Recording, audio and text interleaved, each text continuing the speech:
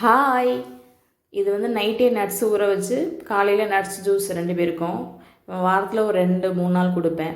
அதுக்கப்புறம் லஞ்ச் வந்து அவங்களுக்கு பீட்ரூட் சாதமும் கருணக்கிழங்கு பொரியல். கருணக்கிழங்கு வந்து ரேர் தான் வாங்குவேன், அந்த கிழங்கு நாக்கு அரிக்கணும். ஆனால் இது இப்போவும் நாக்கு தான் அரிக்குது அந்த கிழங்கு. எப்படி செய்கிறதுன்னு தெரியல. அப்புறம் ஸ்கூல்லேருந்து வந்தோன்னே ஆஸ் யூஷுவல் எப்போதுமே அவங்க ஸ்நாக்ஸ் கேட்பாங்க. வர்றதுக்கு முன்னாடியே இட்லி மாவு இருந்தது, அதை எடுத்து வெல்லத்தை கரைச்சி அதில் ஊற்றி தேங்காய் துருவி போட்டு பணியாரம் செஞ்சாச்சு. பணியாரம் வந்ததுமே அவங்க நல்லா ஸ்வீட் பணியாரம்னா, கார பணியாரம் சாப்பிட மாட்டாங்க, ஸ்வீட் பணியாரம்னா நல்லா விரும்பி சாப்பிடுவாங்க. அதுவும் ஸ்வீட் பணியாரம் செஞ்சு கொடுத்தேன். வந்ததும் சாப்பிட்டுட்டு தான் அவங்க அடுத்த வேலைக்கு போவாங்க. வரையிலே ஸ்நாக்ஸ் இருக்கான்னு தான் வருவாங்க.